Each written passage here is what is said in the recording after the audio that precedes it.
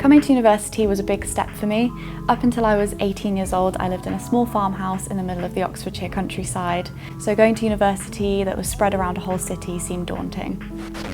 I wanted to widen my education and get a degree. I attended an open day with my mum, and that's when I saw the dedicated fashion and textiles building, and I knew I wanted to go to Derby.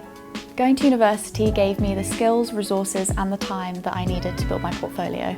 Derby has so many connections to these huge companies as well as much smaller ones, so it really does give you a lot of options to go for industry experience. With the encouragement of my placement tutor, I completed a year in industry. I worked in product development and then moved to the design team. I gained so much valuable experience, it opened so many doors for me, and it really showed me what I'm capable of. Moving forward, I'd like to progress my career working in industries that incorporate function with fashion. I want to make products that I'm proud of, that are aesthetic, but also practical. That's my future. Make it real at Derby.